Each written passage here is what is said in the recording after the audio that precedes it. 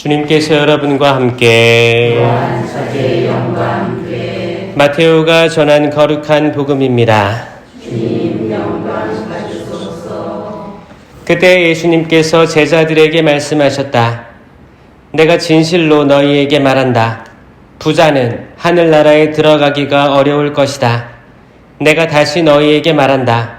부자가 하느님 나라에 들어가는 것보다 낙타가 바늘 구멍으로 빠져나가는 것이 더 쉽다.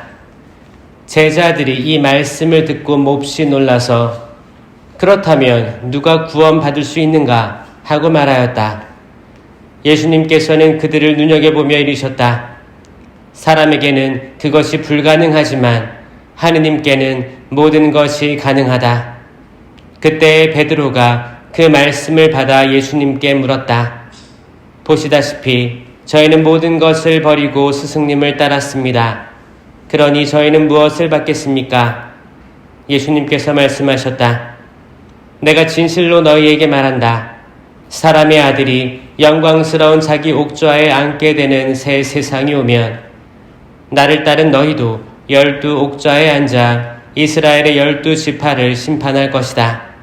그리고 내 이름 때문에 집이나 형제나 자매, 아버지나 어머니, 자녀나 토지를 버린 사람은 모두 100배로 받을 것이고 영원한 생명도 받을 것이다. 그런데 첫째가 꼴찌되고 꼴찌가 첫째 되는 이들이 많을 것이다. 주님의 말씀입니다. 그리스도님 찬미합니다.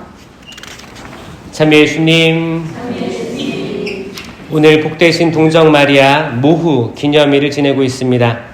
모후라는 칭호는 여왕이라는 칭호예요. 그래서 우리가 영광이신 빛에 오단하며 마리아께 천상 모후의 간을 씌워주심을 묵상하잖아요.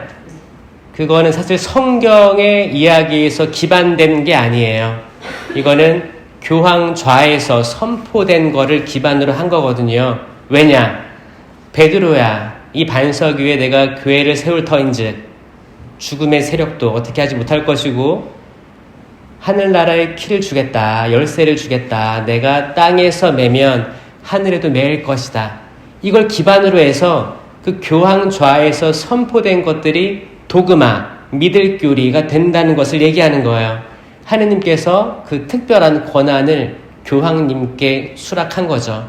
베드로가 1대 교황님이고 지금이 몇 대 교황님이에요?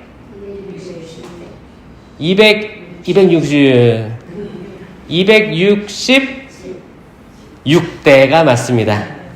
훌륭하시네요. 아는 분들이 있어요. 266대 교황님이 지금 프란치스코 교황님 꼭 기억하세요. 그리고 세계 청년대회 가보니까 많이 연로하신데 그리고 시술도 많이 하셔가지고 힘드신데도 불구하고 젊은이들 만나려고 열심히 나오셨어요. 그래서 너무 감사하고 좀 감격스러웠습니다. 왜냐면 그때 수백만의 청년들이 모여 있었는데 그때 그런 소문이 났어요. 교황님이 편찮으셔서 그 퍼레이드를 못 하신다라는 소문이 퍼졌었어요. 근데 혹시나 하는 마음으로 저희 달려갔었거든요. 또 이번에 주제가 서둘러 가자라는 주제였어요. 마리아가 엘리사벳 보러 갈 때 서둘러 갔죠? 그런 마음으로 서둘러서 애타게 기다렸었어요. 그때 교황님께서 그 힘든 육체에 힘들고 피곤한 거 다 이겨내시고 나오셨습니다. 너무 기뻤던 그런 체험이 있어요. 오늘 복음에서 부자가 하늘나라 가는 게 낙타가 어디로 들어가는 것보다 바늘기로 들어가는 것보다 더 어렵다고 했죠. 그러니까 차라리 낙타가 들어가는 게 더 쉽다고 표현했잖아요. 이 말을 어떻게 받아들여야 될까? 그러니까 부자가 들어갈 수 있어요, 없어요? 없다는 거예요. 부자는 하늘나라에 들어갈 수가 없다는 거예요. 이 부자는 영적인 부자가 될 수도 있고 재물적인 부자가 될 수도 있습니다. 근데 이게 어젠가 그제 복음에서도 젊은 청년이 예수님께 물어요. 하늘나라 같은 어떻게 가야 되냐고. 그러면 계명들 다 지켜라. 다 지켜왔습니다. 그러면 가진 것을 다 팔아. 가난한 이에게 주어라 했는데 이 청년은 가진 게 많아서 슬퍼하면서 떠나갔다라고 했잖아요. 계명을 다 지켰는데 부자다. 문제가 있습니다. 이건 연결되어 있는 거예요. 연결되어 있는 거예요. 이게 하나만 취할 수가 없고 둘 다 가져가야 되는 거예요. 우리는 부자가 되면 안 될 거예요.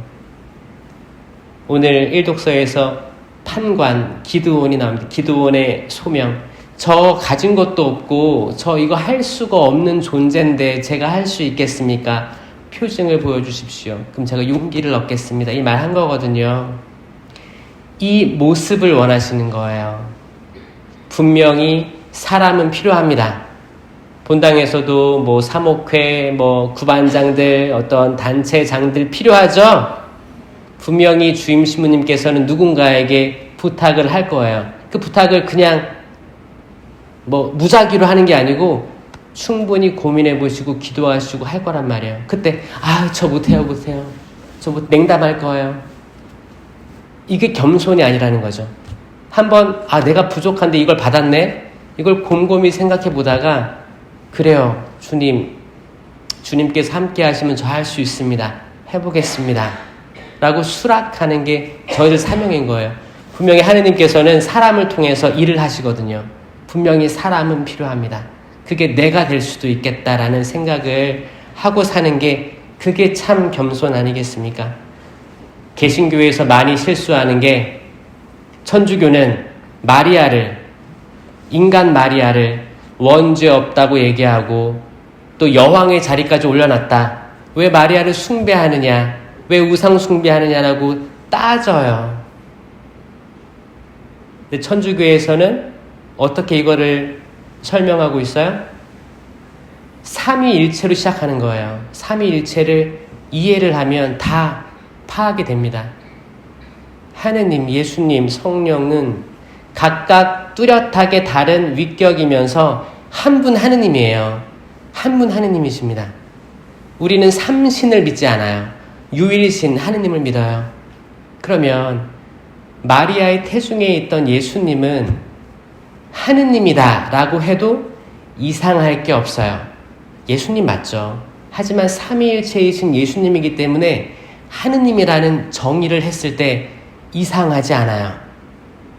근데 무조건 하느님이다 하면 안 되는 거고 삼위일체이신 예수님이다 라고 했을 때 저희의 신앙이 고백되는 거거든요. 그래서 마리아는 하느님의 어머니가 되는 거예요.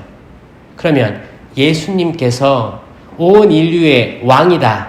그리스도 왕 대축일이 연중 마지막 주일이죠. 이제 대림식이 오기 전에 그 주일이 그리스도 왕 대축일이에요.